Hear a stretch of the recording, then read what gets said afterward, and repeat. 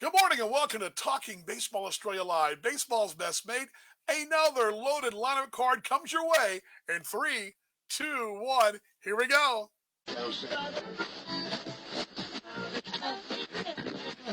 It's Talking Baseball Australia. It's baseball updates you'll really love. The MLB and ABL news you want. With Paul Morgan and Dan Vaughn. It's baseball's best mate all year round. From the batter's box to the mound. Welcome to Talking Baseball Australia Live. Dan Vaughn with you on a Friday morning, Thursday night, maybe in North America, wherever you're watching us. Another jam-packed lineup card comes your way today. My broadcast partner, Paul Morgan, he comes your way in a few minutes. He'll be joining us in the second part of the show, coming to us from Perth. And boy, the beautiful, beautiful city of Perth, Western Australia. She's a beauty, isn't she? Paul will be joining us then, though. We're going to go through all the transactions, the signings, all the news and notes. You know, the Australian Baseball League, it's just like a wave after wave after wave, week after week of player signings. Busy week again. So we're going to go through all that, break it down for you, give us our takes and our knee jerks on how things look as we finally find ourselves to October. October, only a couple more months away to baseball in Australia. That's the second half. The first half, of course, we're going to have our ceremonial first pitch, our national anthem. We're going to have our your popcorn, your Cracker Jack, whatever ballpark food you want, whatever it is your favorite. You're going to grab that from the stands right now and go to the canteen, grab it, have your adult beverage or whatever it is you want. You're going to sit back, relax. You're going to be ready to hear our leadoff batter. That's right. You're ready to hear from Mike Reedy, the CEO, the owner of the Brisbane Bandits. Comes your way off the top. Is we're going to be ready to say, play ball with Mike Reedy right here on Talking Baseball Australia Live. Baseball's best mate all year long. Here we go. Be strong.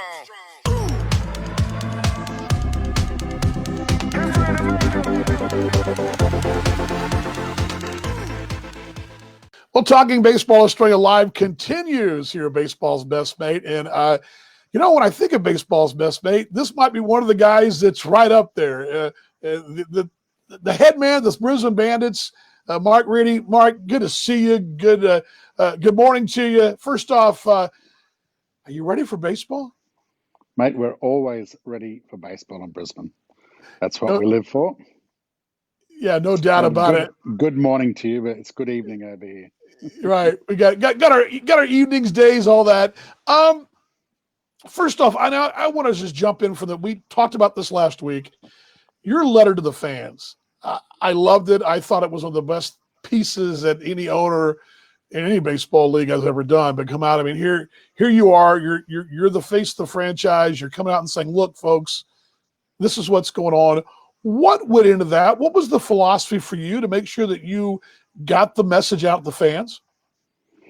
I just want them to understand that we're still desperately trying to deliver baseball, and we're going to deliver baseball. And I wanted them to know that we're with them and giving them what they want. So, and if we don't talk to them and I don't talk to them, they're not going to know. Yeah, no doubt about it. I love, too, one of the things, and I've kind of highlighted here. Now, I went over this last week. I pulled out some bullet points. I hadn't thought about this in the terms you did, but you mentioned in the letter about change of the game, because some folks are, baseball's been slow to change, but there has been change in baseball. I loved your positioning on that. It's not, yes, it's the game basically stayed the same, but there has been change, and for the good, you really made that point to the fans. Yeah, it's a game of change that treasures tradition. So there's traditions in baseball, but the game has changed every decade for the last 140 decades. So, I mean, at one stage, they used to have 10 or 11 players on the field. So today we've got 9. Yeah, I did a thing on my Kansas City show where we were with the evolution of the actual ball. I mean, the ball has not stayed the same. Yeah. I mean, it's not, it's gone through all kinds of metamorphoses. But because a lot of folks in the 7, and I guess where that was coming from was a 7 versus 9 thing. But give me your view on that as an owner of a ball club in the ABL. Your feelings on the 7 versus 9? Are you right in the middle, or how do you feel? You passionate one way or the other? Look, when I'm sitting in the dugout and we're behind in the 7th, I like nine inning games. But for this game to flourish in Australia, look, we haven't gone as far as we need to go. In the old ABL, from 89 to 2000, they're all 7 innings games. They're all double headers, 2 days a week, 2 7 innings games. That's what it was. So people, when they say I'm a traditionalist and I want a 9 innings baseball game, I want it to be like the old days. Well, they don't know what they're talking about, because the old days for over 11 years was 2 doubleheader 7 inning games. That was the old ABL. The new ABL, it's been through its metamorphoses. We've had 56 game seasons, 40 game seasons. We'll have a 24 or 30 game season this year. We've had 10 weeks, 12 weeks. And in fact, most of the games that we play in Brisbane are 7 innings games anyway. I mean, we play a doubleheader on Saturday nights, and the weather up here, once you move into summer, it's tropical. So we get a lot of rain. We play a lot of 7 innings games. We beat Melbourne in a 5 innings game. That was a shortened weekend of rain.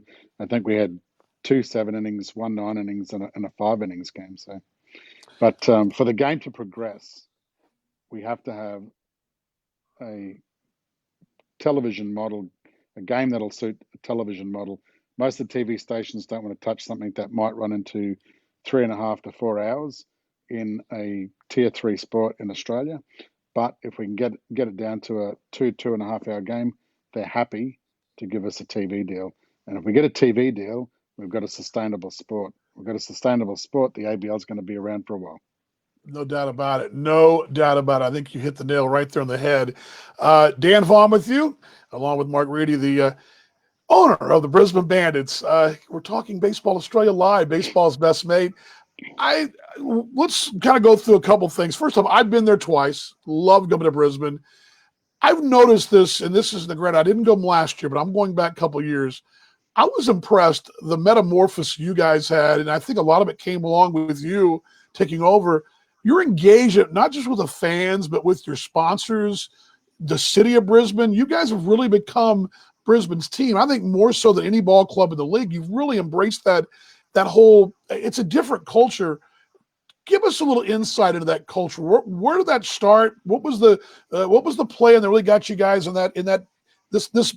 Hey, we're Brisbane's team culture. Well, I think it started for me at the Windsor Royals Baseball Club. I was the president there for 6 years at the time. And the Windsor Royals had been dwelling in the cellar for a while. They hadn't had won a championship since 2000. And before that, I think it was a 20-year break.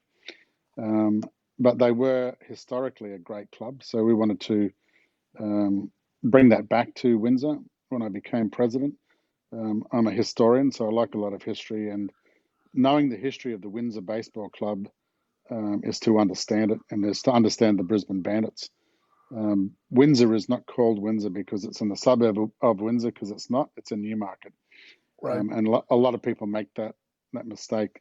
It's named after the founder, Bob Windsor. And Bob Windsor is an absolutely astounding person. He had a never give up attitude. He always strove for perfection, and we wanted to carry that on. So we strove very hard to bring the Windsor Royals back to its glory days, and we succeeded. Last year capped off a 10-year consecutive reign of appearing in a grand final, and we won 6 of those grand finals. When they moved the Brisbane Bandits to Holloway Field from the RNA, I was the president of the Windsor Royals. The Bandits moved there to try and make them more sustainable, get them a better deal than they were that they'd signed up for at the RNA. And it didn't really it wasn't really successful in the first year. And the rumors around at the ABL is that they were going to close the franchise down, maybe move it to Auckland or open up a second franchise somewhere else in Sydney or Melbourne. And I just thought, we don't want to lose baseball. I was a major sponsor for the Bandits since they started back up in 2010, and I didn't want to lose the franchise. So I spoke to Peter Wormuth, the CEO of the ABL at the time, and offered him my services for free to put the Bandits back on the map. I told him that we would make them the most financial franchise in the league and the most successful franchise in the league.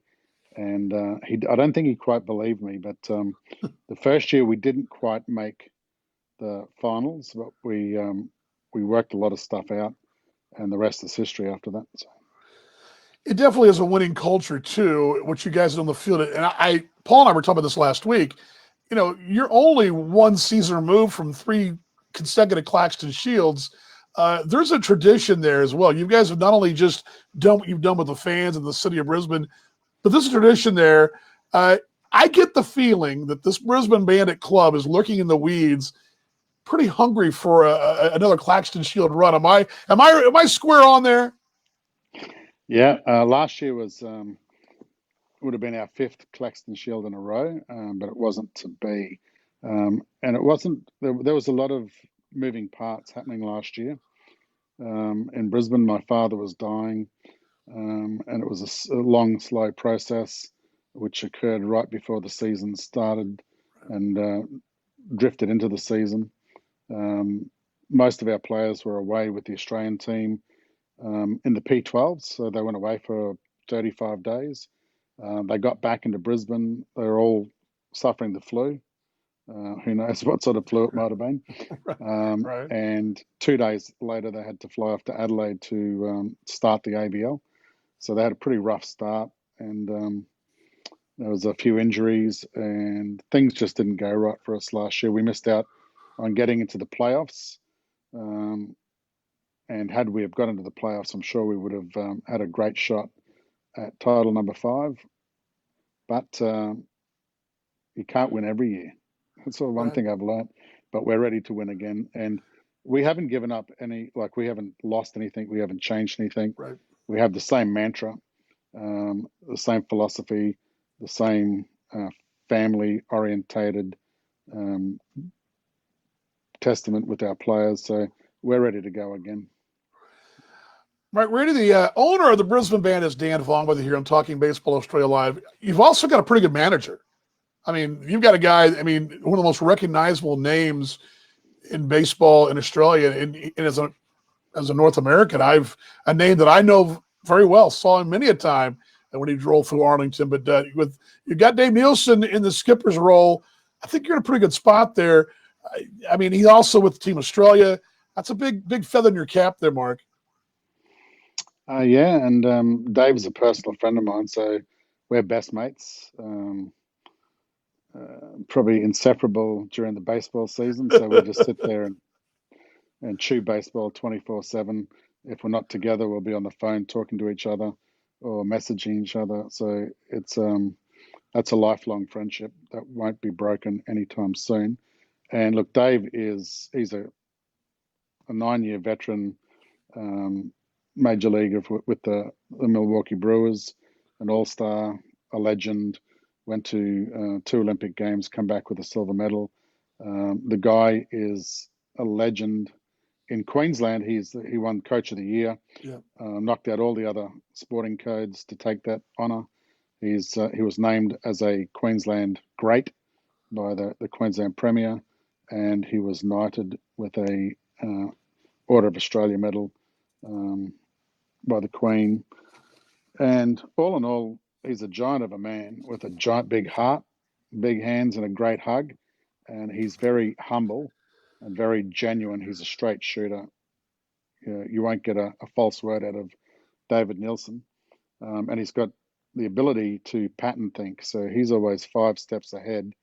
He's already thinking 5 moves ahead of everybody else, which for baseball makes him really, really good as a manager. But, and even all of that, sometimes you still can't win every game, and we don't. It's always a grind and a slog. But with David at the helm, the thinking, he just slows everything down. Well, the game speeds up for a lot of people, but he slows it right down for himself, and we're always 5 steps ahead. And hopefully, we get a break and we win the games. No doubt about it. What you're doing too with this whole development squad, you mentioned this in the letter to the fans, and I think this is a huge deal. Something Paul and I also have talked about, that this development of the game at a younger level. I think you even mentioned it to the fans. More baseball with the younger development squad, and it's going to be from what I read and what you said, it's going to create some competition, some younger guys trying for jobs, and the older guys trying to hold on to jobs. Is that I think, to me, that's the way of the future. It's only going to help the league grow, that competition pushing you. Was that your thinking too? Yeah, look, baseball needs flesh and it needs blood, and if you don't have that, it can't grow. So this year, we've had it on the books for a couple of years to start what we're doing now, and it's not that we haven't got around to doing it. It just takes time. If you're going to do it right, you have to take your time, plan things out. This year, we started with our youth academy, which was supposed to start in April, but due to COVID-19, it didn't get off the ground until July, and we've delivered 10 weeks, 114 hours of baseball games and coaching and training and clinics to over 150 kids in the southeast corner. And our next step is to start the high performance squad, or the future squad, where we have already signed 25 kids, young men, to begin their journey to be trained with and play against the Brisbane Bandits in the lead up to the ABL season. So they'll go through an intensive 10-week program of training and playing live games against the first 25. And all of that's designed to grow baseball. That's the blood, that's the flesh. Right. And we want to bring more people on that journey, encourage more kids to join baseball, give people value for their sport, so parents can see that we give back to our kids. We're not just there as the icons. We don't want those. We've got a lot of kids as fans, and we don't want them to just be fans. That first 150 kids in the youth club all became honorary members of the Brisbane Bandits, so they'll get a free ride into every game at the Brisbane Bandits from now on while they're on this journey. And for the next 8 to 10 years, we hope to take them all the way through in that journey, get them off to college, get them into universities, play college ball in the States, get them back here, get them signed, and hopefully one day some of them will play for the Brisbane Bandits. But on their journey, they're going to encourage their friends and other people to come and watch them, come and play. So that grows baseball. And it's all about growth. Yeah, no doubt about it. All about growth, something we continue to talk about. Got to plant those seeds. Wrapping things up, a couple just little odds and ends. First off, the roster is starting to take shape. And as you mentioned, had lost a lot. You pretty much, it's almost a case. I was looking at the roster today. It's almost a case of get the band back together. I mean, it's the group, it's the gang. Come on in. Let's get our core unit back. As I mentioned, you're kind of laying the weeds, but you haven't lost anything. You've added your old guns. That roster's looking pretty good for Bandit fans going into October. Yeah, mate. They're family. We're all brothers. It's a good wolf pack. Everybody's back. Travis Blackley, Tim Atherton, Ryan Bollinger, all those guys are all coming back. Wade Dutton, Logan Wade, Andrew Campbell. And there's a few old Bandits returning from the Bandits alumni. You'll see a few names that appeared in the Bandits rosters there a couple of years ago, 3 or 4 years ago, that are coming back to stamp their authority back in the ABL. Gotcha. Wrapping it up. All right, we're Plan A is on the table right now, and I think we all know that it could be Plan B, C, D. Are you prepared as an organization? Has an idea of what's going on behind the scenes there? How flexible are the Bandits with Plan B, C, D, and so on? Plan A to Plan K. Yeah. Uh, we've got everything covered. So we decided back in March for my own business. We've got over 500 employees. We run 300 trucks. We had to be agile, nimble, fast thinking. Things change on a regular basis with the pandemic around the world. So we had to be ready to make changes at 24 hours notice. And we kept our business running.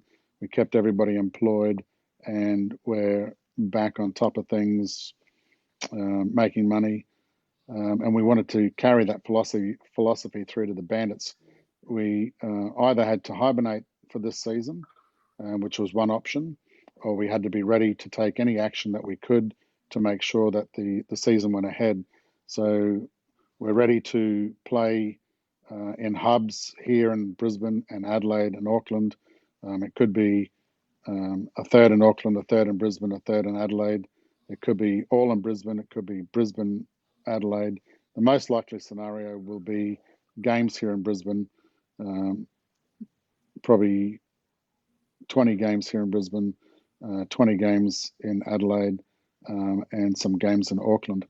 But we're ready to host the whole thing here if we have to. So every contingency is covered. We've just done, as I said, 10 weeks of the youth academy where we had 150 kids coming in Wow. every week, and all their parents. So we were moving 300 or 400 people in and out of the stadium. We've got our COVID plans all done. We're cleaning having the stadiums cleaned in between teams. Everything's set. We've got the runs on the board for COVID protection and cleanliness, and we're ready to rock and roll. I appreciate you. I know it's a little late, but I appreciate your passion, Mark. I know it's contagious. I'm a passionate person about our game, and I appreciate your passion. I appreciate taking the time.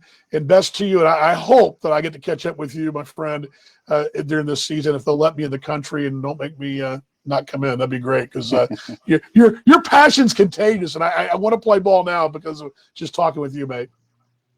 Thank you very much, Dan. And that's what baseball is.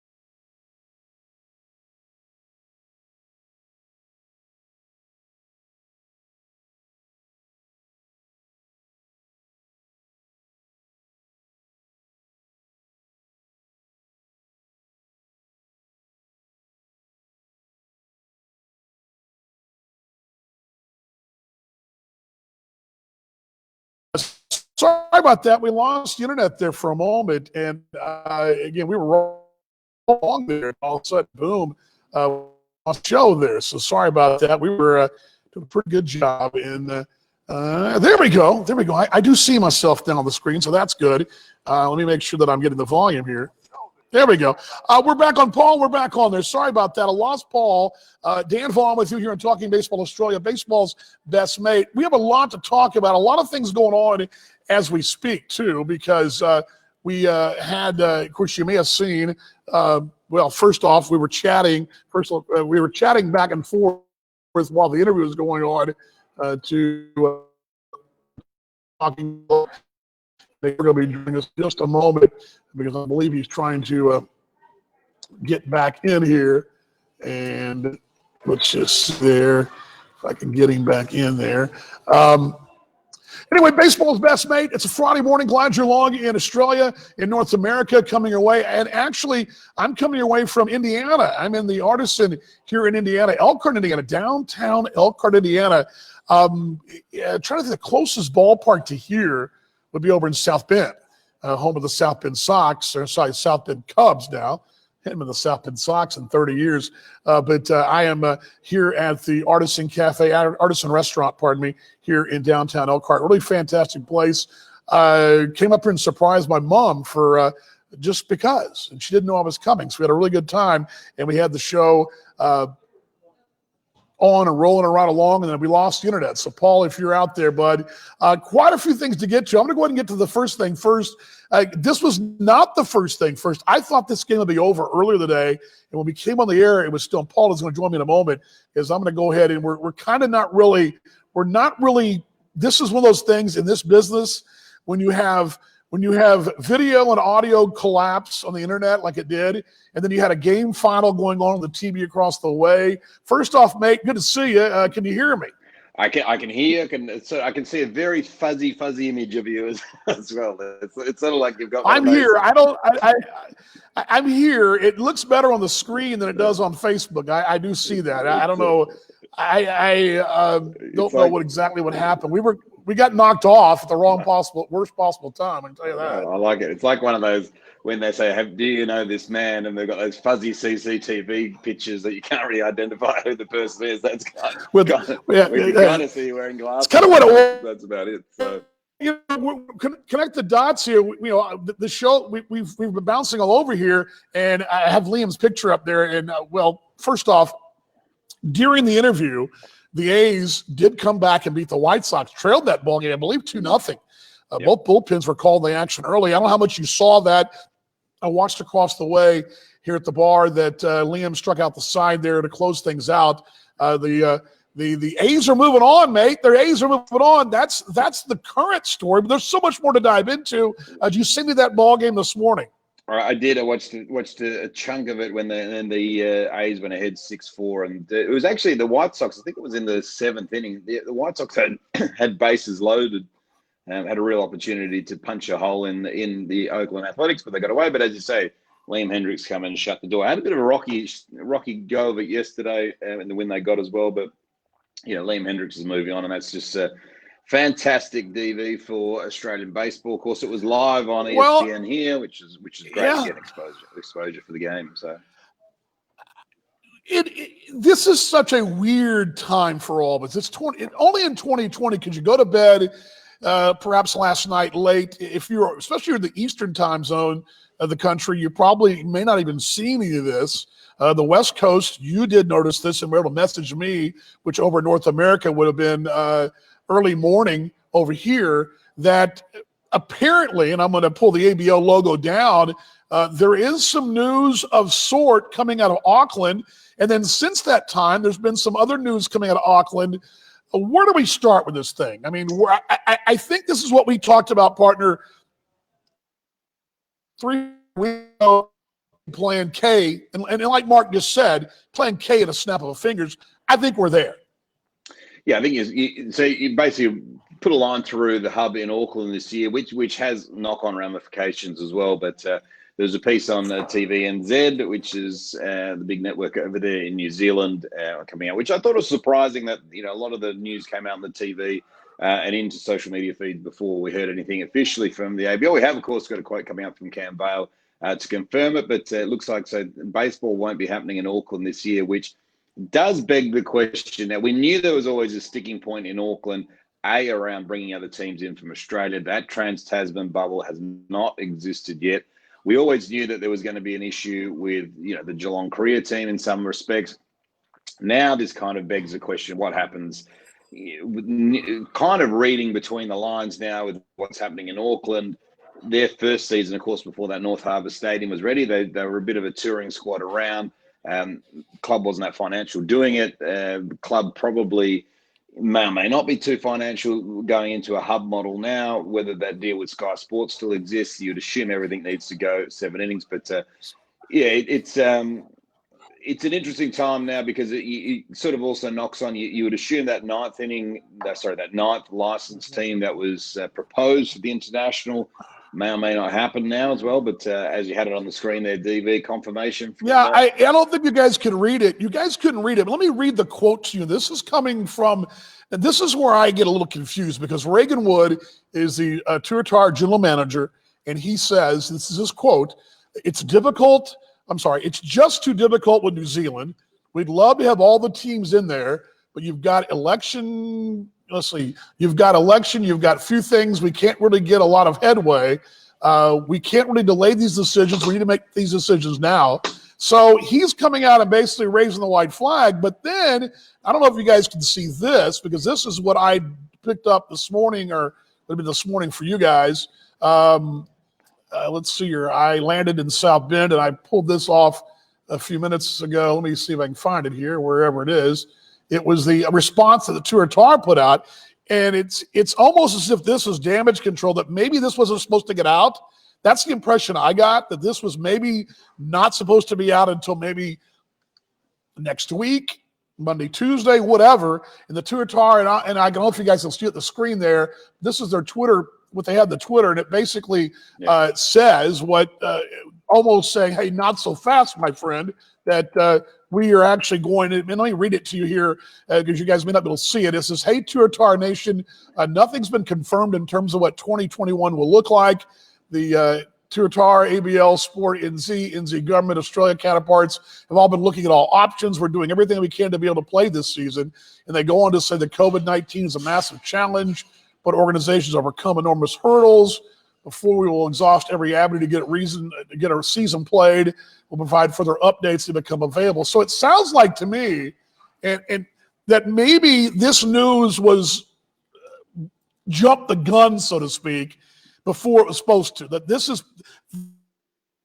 going to happen. There's not going to be a bubble in Auckland or in New Zealand, or there's not going to be a bubble. But they weren't supposed to say it until sometime next week. That's the impression I got. I think that's where we're at, don't you think? I mean, I think. Yeah, I think so. So New Zealand has a federal election on October the 12th, I believe, October 12th, 14th. So I think probably where the breakdowns happen is who's making the decisions for the government in New Zealand now. I mean, really, you got the Nationals, which is Jacinda Ardern, who's currently in power, who may or may not be re-elected. A lot of people love her. A lot of people in New Zealand don't. So I guess that's not a fait accompli at the same time. So probably, I guess the sticking point there is who's making those calls in New Zealand now with an election 2 weeks away.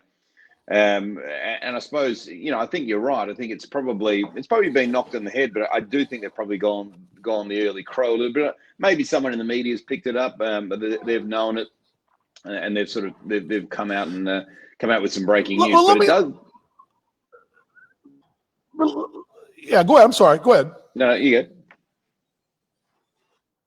I was going to say I got a little delay there, but I think the question is more or less a good thing. That means somebody out there is talking about this league, and if there's a lot of excitement for this league and for this game on the islands, or at least one of the islands, I guess I should say, the smaller of the small island. I compare Australia. I guess Australia is an island too, but I mean, we talked. You know what I'm saying? There's a lot of excitement there, so I think that's a plus if the media is picking up baseball news of the ABL, of this kind of talking, of this talking point. It's a pretty good thing, I think. I mean, I think that, and I also think you this: A, this is pretty good news. B, it's probably true. Usually there's smoke, there's fire in these deals. Yeah, you're spot on. And I think that's one of the big things that you want from this league is you want talkability in the media. You want people talking about, you want the rumor mill going around a bit. You want your questions and comments in the newspapers and the TVs and the radio stations. That's exactly what you want. So I think this time you're spot on, DV. It's probably been caught wind by the networks and talked about. Now, I guess it begs the big questions that remain. Do Auckland play at all? Do Geelong Korea play at all? Do this people? I mean, let's not forget Auckland has signed a lot of players as well. So where do they? What's their future like? Are they? If Auckland come out and say no, does a Dylan Unsworth all of a sudden end up back in Perth? Or if I'm sitting here October 2nd and the border's still closed to Western Australia, so no guarantees they play either. But it's or if they do, no guarantees anyone comes to Perth to play. But yeah, I don't know, DV. It's there's a lot to unpack with it, and I think probably they got caught a little prematurely, but nonetheless, that's the answer. So now we move on to Plan B, which sounds like Brisbane is well and truly in the hub model, and then back to talk about what Mark Reedy was talking about earlier. It sounds like if they do 7 innings, there's a broadcast. And I think I think if you listen to what Mark was saying, I think Mark kind of. What's interesting about all this is what I love about Adam Dobb and about Mark as well, is that they're going to tell you how it is. And I think we've actually probably been told the last 4 weeks how this thing's going to play out if we just would have listened to between the lines, so to speak. I mean, it looks like Brisbane his letter to the team and to the fans in Brisbane. Mark Reedy said, that we feel like we can have a hub here.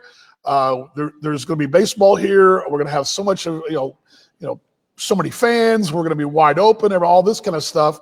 And then Adam brought up a very good point when he was on our show. What do you do when it comes to playoff time, going back and forth between New Zealand and Australia? That was a very good question. And I think you start to put those things together, those jigsaw puzzle pieces, and you look. And I wrote down a couple of things on the flight up. And we're going to get to Cam's quote in a minute. And I think that kind of sums it all up. The good news this summer in the States, in the spring, early summer in Australia, has been that there's been a lot of player signings. A lot of guys have been signed, some very big marquee names. That's a good thing. But I keep asking, these folks are signing.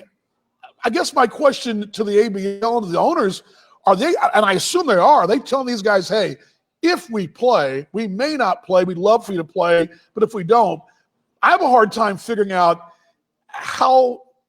I guess my question is, how real is all this reality of playing baseball? Because are they telling these guys we may or may not play, or there's a small chance we play, or a small chance we don't play? I mean, I'm kind of confused here because it's a hard way to go out and sell players on, you're going to come play in Australia, but we may not play. I mean, that's my question. I guess I'm so confused. Am I that simple upstairs in the head that I don't know? No, I do know, talking to a few people around different clubs, I do know that all contracts are subject to COVID happening, and if the season gets cancelled, it's so say all of us. I do know that for a fact that I've spoken to multiple people around that point, so that is definitely a case of, you're signing, but, if this thing doesn't go ahead, like it's, I'm sorry, but, there's no money here, so to speak. So I know that's happening, but yeah, look, Dan, I'm with you. I think there's still so much to unpack around here. Of course, we saw so much, again, we've seen so much activity this week in terms of player signings and whatnot, which everything seems to be shaping up. But then you take a step back and you kind of go, well, hang on, like, does the bubble system even work based on the fact that we know that you're in a downtown bar there, DV, just enjoying some beverage? Well, they actually, let me set this. I'm in this great restaurant, the Artisan. Again, the Artisan. If you ever come to Elkhorn, Indiana, you must come to the Artisan. It's great stuff. I had some shrimp already, or prawns already, and some quail. But I'm actually in their cool banquet room. It's really cool here, and you can see the main street behind me, small town USA. But you have to get to the banquet room, you got to go through the kitchen, and you can hear off toward there somebody broke some glass and dropped some dishes. So yes, that's live sound effects. You don't Yeah, get no other show in the world will give you this, mate. No other show in the world will give. Anyway, sorry about that. Not at all. But no, look, it does beg the question. I mean, it really is. When do we know that this is happening? And we go back to that hub scenario of, like, is it feasible? Is it feasible for Australian players to play in a hub, be without, their normal jobs, et cetera, all those questions still are yet to be answered.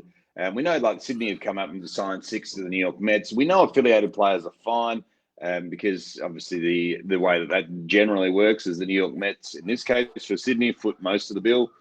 But there's still a lot of loose ends, DV. It's still kind of, I don't know if you're a player and you'd signed already. I'm not sure you get the suitcase out just yet, but you'd probably have it somewhere in the bedroom. But I'm not sure that you'd be pulling it out yet, getting ready to pack. Let me read you Cam Vale, the CEO of Baseball Australia. Let me read his quote to you. I emailed him first thing.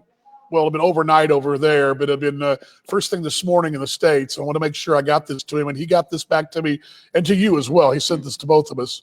And he's also keen to come on next week with us when maybe we're not so all around the world. We're really all around. I'm not traveling while we're doing the show, but let me go ahead and quote you what he says. He says, this is quoting Cam Vale, in a meeting with the International Conference on Thursday. I'm sorry, let me try it again. In a meeting with the International Conference teams on Thursday, 1st of October, and meetings with Geelong, Korea this week, we'll be confirming the international schedule next week. That's next week, October 5th. There will be multiple options we have considered, which are now being whittled down to 2. So basically what he's telling us is they've met this week, and this is probably where this thing leaked out, is my guess.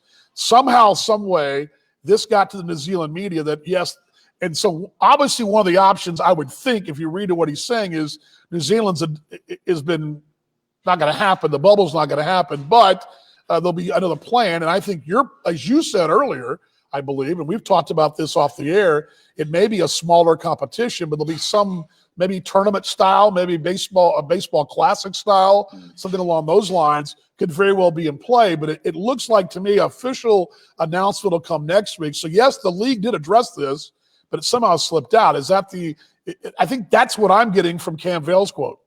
Yeah, I think so. And again, I guess if the ABL had, I guess they'd want to go, look, NZ's not happening, but Brisbane's happening, and this is the schedule. I mean, it would have been, I guess, nice to, but look, at the end of the day, people are talking about it, and that's what you want. And we know, I mean, the world, this pandemic we're dealing with is a global pandemic. It's not exclusive to Auckland or Australia or US or wherever. It's everywhere, and it's a case of, I mean, you just look what's happening again in Europe. I mean, it's flared up again in Europe. I mean, Victoria, who have done a terrific job, have got on top of it again. Victoria down to 5-10 cases a day now, which is such a phenomenal effort from that part of the world, from where it was a total mess 3 months ago. But it's like there are no guarantees at the moment, and it's just it's hard. And look, and I think I still believe it's going to be the biggest obstacle I believe that's going to happen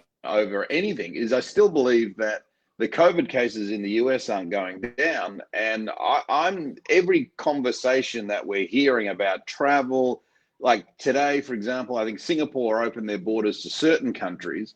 Now, unfortunately, DV, as you know, the US is not really on the high list of everyone's priorities, just based on the mess that it is over there in terms of, cases are through the roof. So with the majority of players coming from the US, I mean, I think that is the biggest sticking point. That's going to be the biggest sticking point is when the governments go to look at who's coming in, who's coming out. And I think the New Zealand government were probably more aggressive than the Australian government, as the New Zealand government have been far more aggressive all along. And I think straight away they've gone, no chance we're bringing in all these, Australian, American, all these people from COVID-ravaged parts of the world. We're keeping New Zealand safe. And I think Australia's probably a little bit more open to it, but I still think that, in my opinion, is where the stumbling blocks are going to come. I think you can get all over these humps. I think the hardest part is then going to be convincing the government that I know, what is it, 70 odd Americans players, letting them into the country when, only yesterday, I mean, on the radio stations that I work for and also right around the country, I mean, there was news of a lady in Dubai from Perth who got made redundant from her job in Dubai, who can't get back into Perth, and they Yes. won't allow her to come back to I Perth. saw. And Yes, I it's saw also, that. Yeah. for her to get to Perth, and this is the fourth point, you have to fly business class to get here. From Dubai to get here Yes. is $8,000. Now, to get the players from the US Yeah. to Australia in business class is $15,000 ish per player, probably. So I priced airfare to Australia. Now this is going to be for December, for around the time the season is supposed to start. Now flying to Australia, you're looking at a first class fare of 12,000 US, a business of 8,000, and a coach. This is a one-way ticket. I'm sorry, this was a round trip, 8,000, 12,000, and the coach, I believe, was just shy of 3,000 US. Usually that ticket is going to cost you about 1,200 US, and then you kind of adjust accordingly, but it's out of sight. And I know that's one of the big concerns. And I don't know, again, I think you're right on there. I had a conversation. I had an Uber conversation with my Uber driver this afternoon. And I woke up this morning in Dallas, and American Airlines, one of the largest airlines in the world, had laid off or furloughed 19,000 people. 19,000 people were furloughed this morning. And I can tell you, walking through DFW Airport, one of the largest and busiest airports in the world, there was a malaise, a lot of slumped shoulders. A lot of folks, everybody they knew had lost somebody. Lost somebody, the coworker, to the furlough. I had a heck of a time getting an Uber in South Bend because the air traffic's so down that smaller part of the smaller airport. Those Uber drivers the cab drivers weren't there. I mean, it's all trickled down. Everyone's affected here, and we're just seeing the very same effects with the ABL. And I think what you're seeing too in New Zealand's case, and Mark Brady, it could be the guys in Perth, Adelaide, wherever. They've got a business to run too. And running a business under the fog of COVID is a real pain because you've got to sell sponsorships, you got to get members, you've got to sell, you want to sell merch. To get your season off the ground, it's not just putting players on the field, it's getting butts in the stands, it's selling the cold beers, it's all that stuff. And right now, so much of that is up in the air. Who can come, who can't, where you're going to play, when you're going to play. And they said it in the quote from New Zealand. I mean, what was the quote there? I mean, they actually said, we can't delay these decisions longer. We got to make these decisions now. It's a business, and everything is being affected, by this whole situation. So, it's not surprising that we're now to plan. We talked about this. This is no front page news. You and I said this 6 weeks ago. This would not, plan A was only plan A, and Cam Van Leeuwen said that to us. Yeah. But I think what we know in the end is that it is like Matt just said, Adelaide and Brisbane appear to be the places that are going to get the nod now. And I've heard the same thing. I've heard the very same thing, that Adelaide and Brisbane are probably your likely mini competitions. But the point is, it's still going to change again. And what it looks like, 4, 5, 6 teams, it's not going to look the same as it's ever looked because it's 2020. That's just the way it is. And so we're going to have to move on the fly. And you may be right, mate. It may just be 2 teams for all I know, but it's going to be I think it's going to be hard for all 8 teams. Don't you think? I don't think we're reaching for straws here, and we're not being negative. We're just it's a reality. Qantas Airlines can't fly to London, for crying out loud. They can't fly to Los Angeles. What makes you think we're going to be able to play, have a full-blown baseball team? I don't know. Look, I got a little hot in the collar there. I like it, DV. I just look at it like this. It is currently October the 2nd, right? And we kind of, to pull the curtain back, we sort of did this show. We started doing this show. We took it up dry dock right about June, and we thought that we'll do an MLB show with a dash of ABL because there won't be much going on. Turned out there was that much going on that it's that we don't even talk about MLB anymore. But I'm with you. I don't even know how I would get to. But I don't know right now on October the 2nd how I could feasibly get from here to Canberra. I don't think it's possible without a bunch of governments signing it off and quarantining when I get there, quarantining when I come back. It's and you're talking about a competition that's supposedly starting in 4 weeks' time. It's in 8 weeks' time. It's December, and then it's supposed to be starting in 10 weeks. Now, is something miraculous going to happen in 10 weeks? Is there going to be a vaccine in 10 weeks? Is there going to be, is miraculous airfare is going to be cheaper in 10 weeks? Is accommodation going to be freed up in 10 weeks? Like, I think it's a stretch to suggest it would be, but it's the only way it works. Well, I told Mark this. Mark and I were talking off the air, and this is something that all owners in minor leagues, professional sports know, baseball. On a good year, on a really, really good, actually, this wasn't Mark's conversation. I was talking to the old owner of the Kansas City T-Bones about this on the phone. On a good year, on a normal good year, that means maybe 1 rain out, 2 rain outs at the most. And that means you have great weather. You don't get a Friday night rain out on the fireworks, not on 4th of July. Everything goes smoothly. You maybe make 10, 15% profit, and you put that in the bank, and you break even everywhere else. That's on a good year. Now, there's St. Paul who draws 8,000, but by and large, the baseball, the margin of error is very small financially in business. That's on a good year. Now, this last year, there were 7-figure losses in the American Association alone. 7-figure losses. That means teams played 60 games or a 60-game schedule, lost 7 figures. Okay, that's an American Association Baseball League where those teams, I would say, of the 12, 8 to 9 of them break even, another 4 of them, 5 of them make a small profit, and maybe 2 of them make a really good profit, and some of them run the red. The point is, that's not a good year. This is not a good year. This is a really, year. Right? I mean, insert whatever you want to call it. It's a bad year. So the challenge is now for Adelaide, Canberra. Okay, I'm gonna get my Mets players over because the Mets are paying for them, but I'm gonna bring in 4 imports that I got to bring in, and I got to pay for accommodation for 2 weeks just to get them in the COVID quarantine. I got to pay that crazy airfare. I'm already out, $4,000 to $7,000 before I've ever paid them a dime to play for me, and that's not a very good business model. You start doing that 2 or 3 times, that's $21,000. I don't know about you, but that's a hard check to write at our level of baseball. I'm not saying it's impossible. You're asking for a lot. And I think the business model of the ABL is not conducive to doing that. And I think that what you've talked about a little bit is that you could see things being different, competition-wise, with a smaller competition, maybe only Australian players. Maybe it's a tournament and that's it, but there'll be something. But the business model is not made for this whole situation. I mean, obviously, the business models.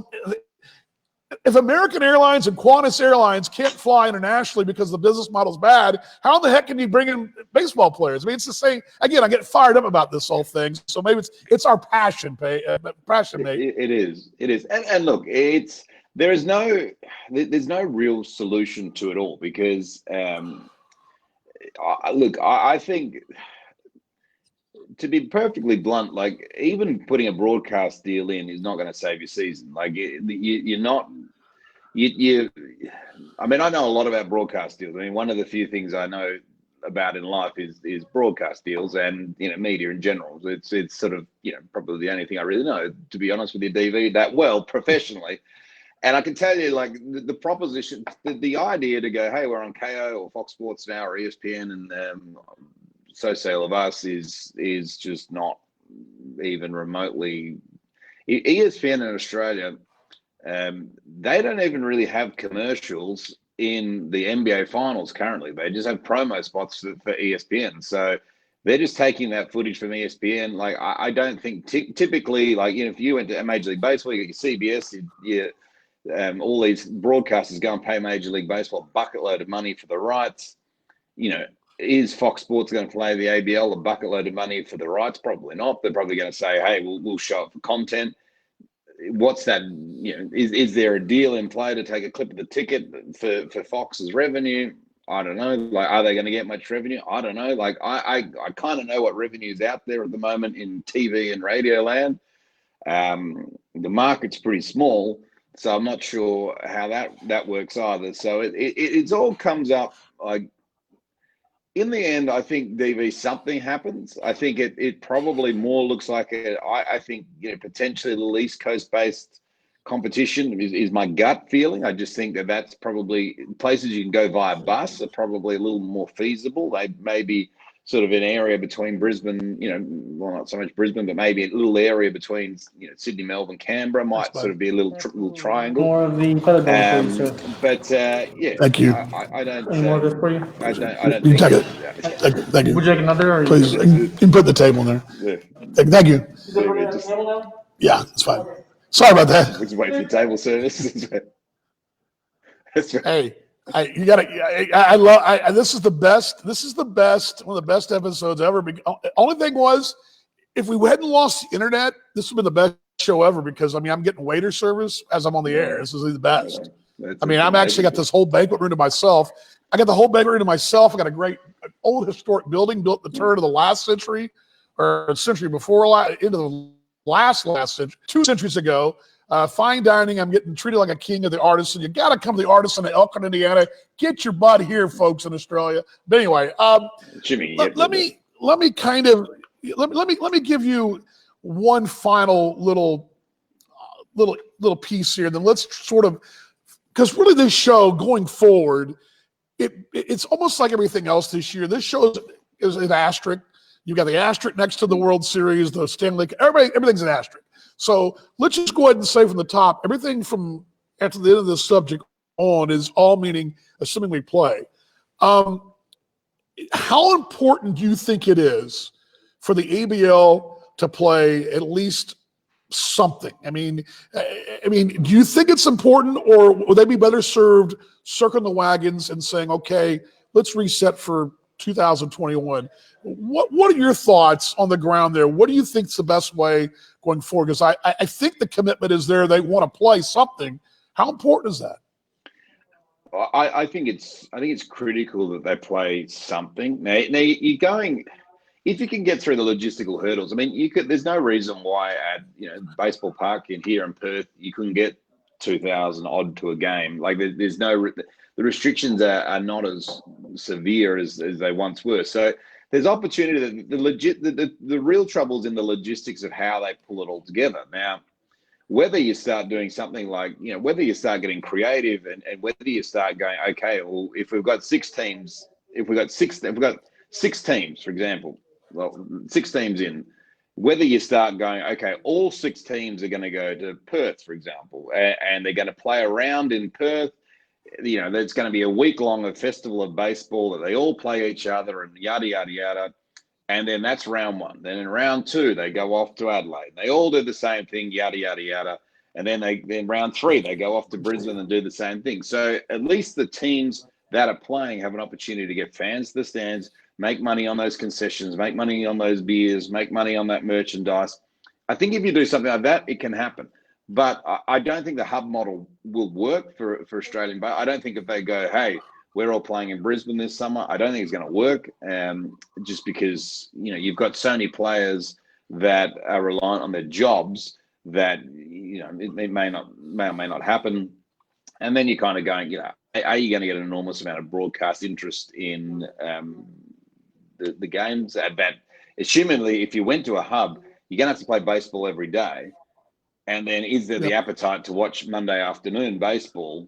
Like, probably not. Like, let's be perfectly honest, probably not. Maybe there is, maybe there's not.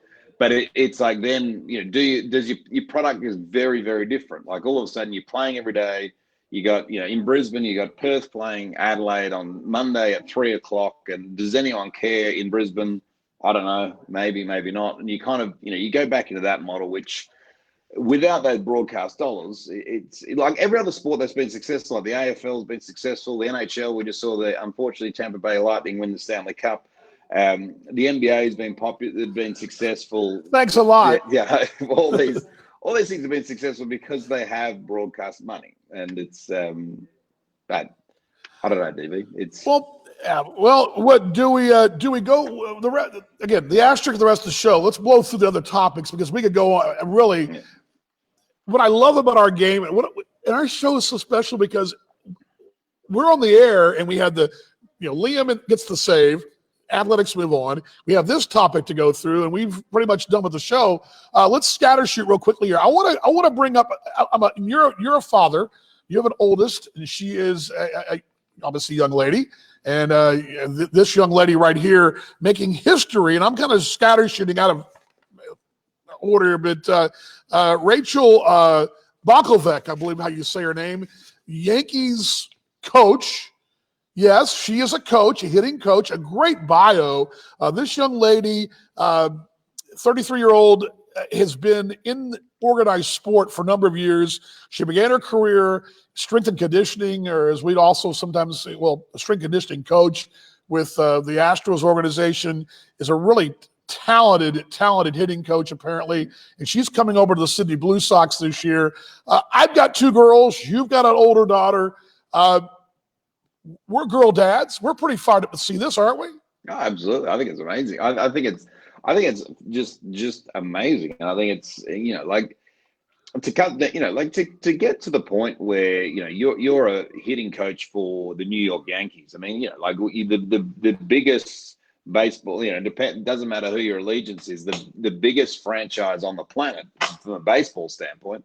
And they're sort of saying, yep, we're pro, females growing in the game. I think it's huge. And for Rachel to come out to Australia and to show expertise in hitting to the Sydney Blue Sox is huge for our game. And it's progressive with the times, and I love it. I couldn't. I loved the other day in the NFL as well with the Browns game. We had I think there's 3 females involved in the NFL the other day as well, which was fantastic. And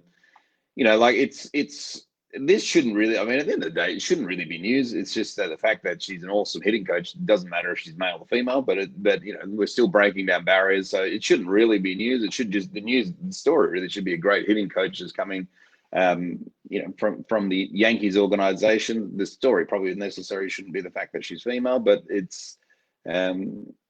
is phenomenal. Again, to understand what probably Rachel's had to go through to get to the point of, becoming a hitting coach of the Yankees. I mean, the things you would have had to overcome just from the boys club would be phenomenal. So you just, you take your hat off to, and you don't see, the one thing, Dan, that you don't really understand. I think this is probably a big takeaway from 2020 in general. Like, I didn't really understand the viewpoint until I had a daughter. My daughter is 7. I didn't really, she really pointed it out to me in the fact that, she would watch sports on the TV. She'd be like, where are all the girls? Like, why are there only boys playing?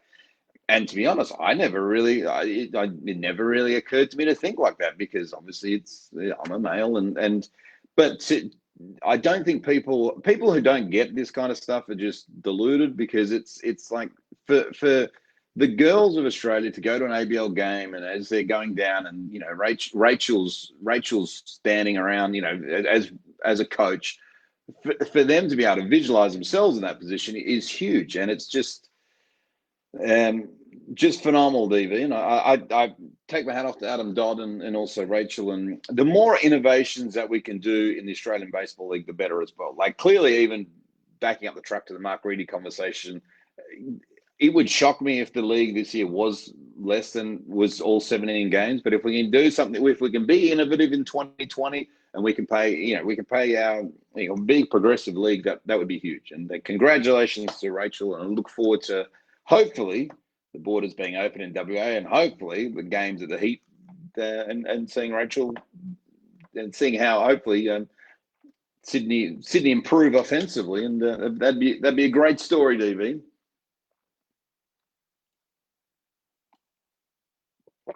Lost your audio, Dan. If you can hear me, we've lost your audio. I think. Well, now we've still got no audio for DV, so DV will sort his audio, but we'll also run. So a couple of other points we wanted to go through in Talking Baseball Australia. Also, as we still can't hear you, DV, a couple of gift to go pay. Oh, you go. You're back. No, back and gone again. So. Oh, there we go. You got me now? You got me? Yes, Bueller. Yes, thumbs up. Yeah. Sorry about that, guys. Michael. Sorry about that, guys. I don't know what happened there. You got me. You do your thumbs up. You hear me? Can hear you okay. Yes. Okay, Yes. great. Let me piggyback what you were saying too quickly, partner. I have two girls in their 20s, but I love to see this because the same reasons you see the same things. Your 7-year-old, yes, she's asking the same questions that my 20-year-old is asking, or that my 22-year-old is asking. That, you know, and as a girl dad, and it didn't dawn on me until I started hiring interns to work for me and I started finding out that, you know, there's a different battle for these young ladies, and it's a different world for them. And it's very much like race relations. You know, in America especially, I have no idea how it is to be a black man. I have no idea. I also have no idea how to be a woman. But having two under my roof, I'm much more sympathetic maybe empathetic's the better word. And when I see things like this story, it fires me up because I know when I'm telling my girls, hey, you can do it. You can be an English professor, which one of them is. You can be an actress in a Shakespeare play, which one of them is. They can do anything that they want to do, and they can go to the top if they want to. And they don't have to sell themselves short because they're not a man. And I love the fact that these are examples that I can tell my girls, hey, there's a hitting coach in baseball that's female, working for a big league club. And that's a great example that I can't, as a father, thank Rachel enough for being that kind of example. So I give you that. Where else should we go, partner, along here? Where else should we go? What else do we got to do? Close this thing out because we're We might just quickly wrap up. So Gift Ngope off to the Brisbane Bandits, which is a new story as well. Alex Hall signs with the Heat. We've got it on good information that this week the Heat will lay out a bunch of signings that will surprise no one because it'll be most of the guys from Perth who played last year. So that should come through the wires in the next couple of days. And there's Gift, and that's a big in for the Bandits as well, especially at that ballpark as well. Gift's got a bit of power behind him, can knock a few over as well. So interesting there, DV, but it's just more depth for the clubs that have been busy. Sydney, Brisbane, Adelaide, of course, Melbourne, and Auckland. Just more depth there. There's a guy right there, Alex Hall. I love this kid. He's a future. He's a star now, but I think he's a guy that it's hurt by playing ball in the NIL this year. He was. I don't know if you've looked at his numbers, but he's consistently batting 280 in the minor leagues in his three parts of 3 seasons over there, and not playing. All that did was hurt his momentum, and I'm looking forward to seeing him get back out there. This kid's got a legitimate shot as a catcher, especially you only want your catcher to bat 250. You can bat 280 plus as a catcher and have a better than average arm. You can do something. You can stay around a while, and if you're doing that at the national league level or the national team level, that's a good thing. So good to have Alex Hall back. By the way, on the Heat topic too, I'll tell you this. I have it on good authority, very good authority, that they're working hard on not only the Tampa players will be coming over, which we'll have some breaking news for you, I believe, in the next week on that. We're reaching out to get that, and I think we're ready to announce some of those Tampa players. They're also working hard on some independent players from the States, not necessarily big league type guys, but some very solid resumes, CVs, and pitching. I can tell you that right now. There's some really solid work being done, and I think there'll be a really solid signing coming their way. By the way, I'll go ahead and let my mom put this on the screen there because she says I'm broadcasting from her favorite classy restaurant in Elkhart, Indiana. We sure are. There we go. And so where else should we go, partner? We got a little more time or not? I can squeeze in a couple more comments here. Questions and comments from you guys as well. Great to see that the great Mama Cece as well would have been in her younger years been a football coach, even though there's something tells me Mama Cece would be a pretty handy football coach as well. Of course, Dan, your brother, is a football coach as well, up in the part of the world you are at the moment. But I reckon Mama Cece would have fired the guys up and.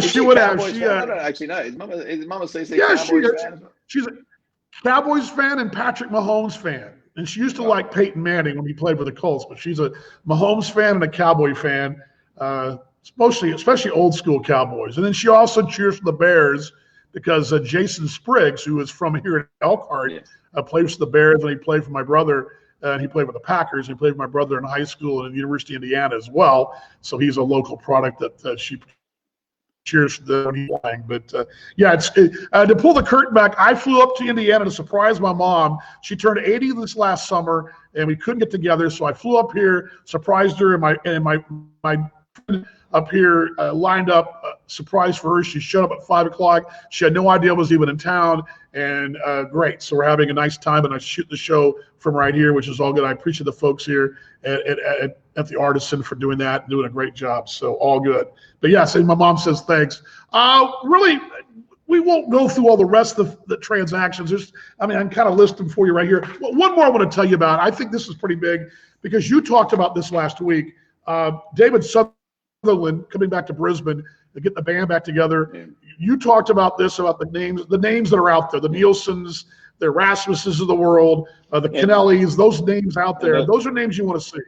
And you heard that Mark Reedy earlier in the show talk about Travis Blackley and back with the Bandits as well.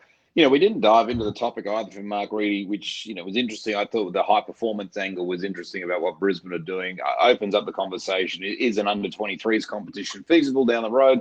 We'll talk about that in future shows as well. But our Goofy back for the Bandits, which is great to see as well. And now, if the ABO plays this year, he'll be the first player to play 400 regular season games in the relaunch league. That's a big if because they're only going to play. He's got to play all 24 games. But if he does, he would be the first guy to do that. Alan D. San Miguel, I believe, has the record. Played 386 so far. So Alan is the record holder of the modern ABL. But that and there's other. Just kind of scanning things here. You already mentioned Nagope. You've also got, just looking down here, the Aces also. Oh, here's one more. Just quickly, I won't put the picture on the board for him. Just kind of blow through this here. As Daniel McGrath, a guy I like a lot, seen him pitch in the States. Phillies farmhand, he'll be back. Also, Luke Leftwich, a AAA guy, also coming to the Aces. Aces getting better there. These are all, the rich keep getting richer right there. That's some depth, a quality guy right there. And I just want to kind of give those to you. And then also, one more thing, it was circle back to Tuatara. Tuatara wound up bringing in, and we got to mention this, they bring in Mikey Reynolds from Adelaide, who just finished with St. Paul, the association, former Kansas City T-Bone. Mikey was the batting champion last year. He goes to Auckland. Again, this is all Asterisk. We've also seen Jared Walker, the Auckland MVP, their team MVP last year, is back. And then a couple of young men who have some time in the big leagues in Wei Chang Hung, and also former Ranger, actually he was a former Ranger, former Cub, Jinho Sung, the pair there signing. So some busy times there. Any thoughts on any of those names besides Sutherland? Obviously, I know you have thoughts on him. Any other thoughts on the rest of the hot stove? No, I think Mikey Reynolds is a great pickup for Auckland, but then again, do Auckland play? Highly, we don't know. And then we could be very well talking in the next couple of weeks, DV. We could be doing a show very similar to what you did in the American Association, which all the players are up for grabs in teams that are not playing all of a sudden. So it could well go into that scenario as well. But yeah, I like Mikey Reynolds.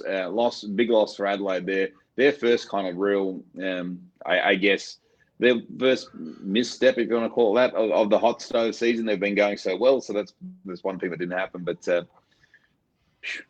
who knows what next week brings us, DV? Last week was so.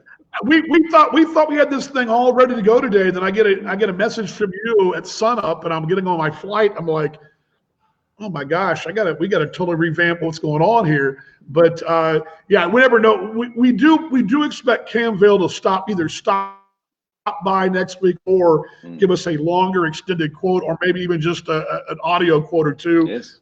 So stand by for that. We'll be a little more organized next week. Any more final thoughts for you as we shut down on a Friday, which we know something else will probably come out wants to go off the air. Well, I'll be on the road next week. I'll be down in beautiful Yallingup in the southwest of Western Australia next week. So I'll be hopefully have some form of internet down there. But yeah, it could be question Maybe marks. Maybe you'll go off the air like I did. Yeah, maybe. So it could be question marks. I'll end up on the air next week or not. But no, look. Final thought. Look, I expect now that. You're there. You're there. It could be that, but the backdrop will be nice. Maybe I'll try to go down by that little Surfers Point or something like that, and just do some real quality TBA. But look, Dave, I don't know. Like, what does this week bring us? I think I've got on good authority that the Heat will sort of roll out there. Like the band will be back together there, similar to Brisbane. I think I'd see that.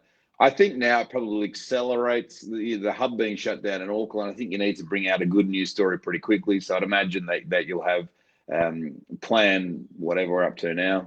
B, D, C, E will be rolled out this week. So, but who knows, DV? But all I know is we'll do our best. We'll be there. And if I could just put a request in for all the teams to just try doing transactions and whatnot on a Tuesday or a Wednesday. Give us some time. We always get transactions on Friday afternoon and Friday morning, and it's just we know baseball's best mate goes on at 7 a.m. Let's throw those guys off. Let me give you guys my final thought, and I'm going to use you guys. Well, I've used this before, and I've used this earlier this year, but the American Association went through this very same thing, and it was scary. I mean, it was nerve-wracking. Now, all the teams didn't play, but they played. And I think that if you're gonna go through, you've already gone down the path. If your commitment is to play baseball, which I believe Cam Vale, when he says we're going to play baseball, he's told us point blank. Now that doesn't mean all the teams will play. Doesn't mean we're going to play 40 games, 60 games, 100 games. But there'll be some baseball, and I think that's what you got to hold on to. You got to hold on to that fact and know that it's going to be different. It'll look different than it's looked before. It'll feel a little different than it's felt before. But when you're at the ballpark that night, when you're there, you're going to see the same thing you always see is great baseball in a great league with passionate fans. That's what you have to hold on to, because that's what's going to happen. You're not going to see what we usually see. And that's okay, because this thing will go forward. And that's my thing. To fight forward, as Mark said, have to have some change. So that's kind of my final thought, mate. I will show one very final thought. If anyone is in Perth next weekend, baseball's back at Baseball Park next weekend. Of course, big festival of baseball to launch the start of State League next season. So Friday night games will be happening at Baseball Park. That'll kick off the season. Then Saturday night, I'll be down there on Saturday night emceeing a little event as they open up the baseball. There'll be a historical museum, which is very cool, DV. I'm sure you'll get an absolute kick out of that next time. Beautiful museum built at Baseball Park and down there. We're going to talk about that. Yep. We're going to talk about that too. And I want you to give us a preview of that. And Lachlan Dale will be joining us in a couple of weeks as well to talk more about Baseball Western Australia and that whole new initiative, which is exciting to really for the historical side of baseball out west. I think Saturday night, that Saturday night game though will be a great one for anyone. So the Morley Eagles, I think, taking on South Perth. Big signing for the Morley Eagles. Ulrich Bialski will be in the lineup for the Eagles. So we have Ulrich and Jesse Williams. Bojo. They have Alex Hall behind the dish. So it should be a good game as well. So if you're there, if you're in Perth and you want to see some baseball, there will be baseball next weekend, a festival of baseball at Baseball Park. I'll be there Saturday night. Look forward to watching Bojo knock a few over the older fence for old time's sake, DV, and might take a little film for TBA as well while we're there. You should do that. We'll with some highlights for the show, and will the dancing bear at first base be Lachlan Dale? Will he be over there on first base? I think he's playing. He retired? Yeah, I think he's playing maybe single A's or something now. But he's. But Mitchie Williams, I think he's part of the team. Of course, old mate of TBA as well. So the Eagles, they'll be ready to go. So. We'll run, DV. Thanks for doing this. Appreciate you doing it on the road. You've done such a great job. You're a true professional. Of course, before we go, everybody, DV's birthday earlier in the week. So big happy birthday, Dan, Vaughan, and DV had a great birthday this week. So thank you for joining us in Elkhart. The the drinks car keeps coming for DV. I'll be in a second. So he'll be Yes, it's time. It's that time. man- The party's on. yeah, The party's that man- on. I'm going to head back to my table and have a good time. So, that- all good, that mate. I man appreciate you. All right. Okay. Talk soon, DV. Thanks, everybody. For All right, tuning in. love you, mate. Good to see you. Thank you guys for joining us. Thanks to my broadcast partner, Paul Morgan. Thanks to the Artisan here in downtown Elkhart, Indiana. Thumbs up. My mate Joe doing a phenomenal job. Just doing a phenomenal job as well. And big thanks to Mark Reedy for joining us. Big thanks to you guys for joining us as well. A big tip of the cap. I'm telling you, I say this all the time. Brad as well. Brad, the one of the owners and the manager here at the Artisan, and again my Joe, and then my mom. Surprise my mom, and to you guys. I say it all the time, and I mean this. You folks in the Australian Baseball League, you fans, whether it be in the beautiful West or in the tropical East or down south or wherever you are on the island, it doesn't matter where you are, what capital city you're in or what city you're in. You guys are great. You're the best fans in baseball. I firmly believe that, and much love. And as Paul and I talk about, I say to my T-Bones faithful, let's be better tomorrow than we were today. Let's love more tomorrow than we did today. Virtual hugs, big baseball hugs. And until next week, we'll see you on Talking Baseball Australia Live. Oh, by the way, thanks to Mark Reedy as well for joining us. I forgot about Mark. I mean, he was our headline of the show. Big thanks to Mark. But again, until next week, Dan Vaughn telling you the final time. We'll see you in the next broadcast on Talking Baseball Australia Live. Baseball's best mate all year long. See you then.